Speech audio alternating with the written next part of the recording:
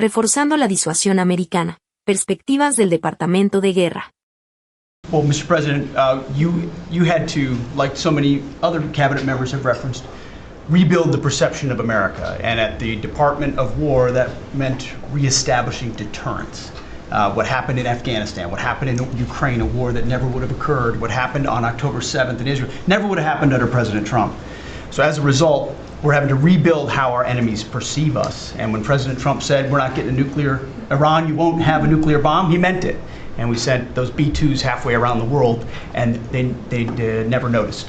When he said, we're not going to tolerate trafficking drugs anymore in our hemisphere, we treat them like the Al-Qaeda of the Western Hemisphere, he meant it, and we're executing that. When you said, Mr. President, we're securing the border, the military was proud to do their part alongside Homeland Security to do that. Same thing with Iran right now, ensuring that they have all the options to make a deal. They should not pursue nuclear capabilities. So we will be prepared to deliver whatever this president expects of the War Department, just like we did this month.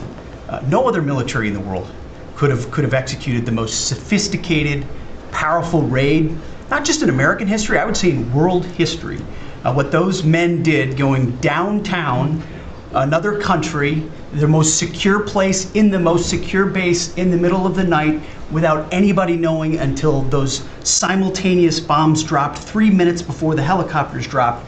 No other country could coordinate that. No other president would have been willing to empower those warriors that way to be that effective.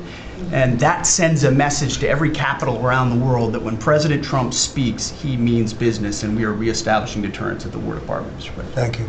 Great job you're doing.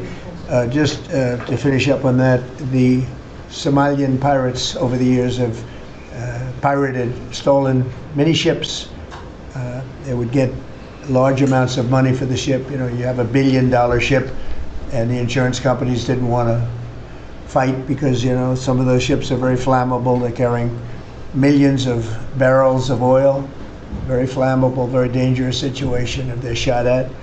So they wouldn't fight. We notified them a number of months ago. Anybody that does that gets the same treatment as a drug dealer sending their drugs in from Venezuela or anybody else. As you know, it's 97% down by water. So the drugs coming in by sea or by water is down 97%. Now we're also starting, that was the more difficult route. Now we're starting to do that by land also. It will be, you'll see that happen as they come in and kill our people with drugs.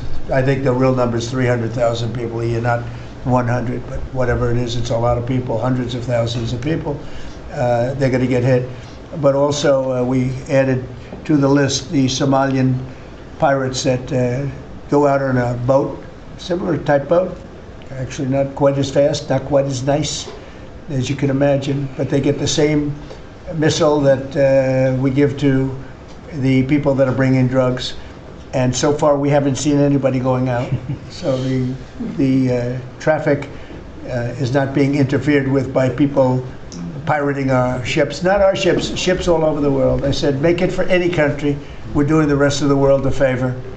It's a very effective favor, but we see very little pirating nowadays. You used to have ships being taken every single, like 2 or 3 a week, these massive ships that be brought in to some place in Somalia, which I don't even know is it a country. We have Ilhan Omar left, and then she gives us lectures on the Constitution of the United States. These people are, what they've done to rip off our country is terrible, but the pirating has essentially stopped. They know that if anybody even makes a move toward a ship, they get the ultimate treatment. They will go to wherever they want to go, but it's probably not going to be to heaven. I can't imagine, but they get hit very hard, just like a drug dealer, just like the boats, the ships that are coming in. Every boat that comes in with drugs on it that we take out, we just saved 25,000 American lives. Each boat is the equivalent of saving 25,000 mostly American, but American lives. So I just wanted to let you know that, and Pete's been totally authorized to do that. And they know it's going to happen, and it seems that all of that brisk business that they had has been stopped in its right in its foot. So I just want to thank everybody for being here. Este sitio puede ayudarte a mejorar tu comprensión de lectura y escucha en inglés. USA Inteligencia Artificial para dividir las oraciones en partes fáciles de entender. Con el reproductor puedes ajustar la velocidad, pausar o retroceder para entender cada frase. Ofrece traducción a 20 idiomas, lo que facilita mucho el aprendizaje. Solo escribe inglés.com en tu navegador y pruébalo ya.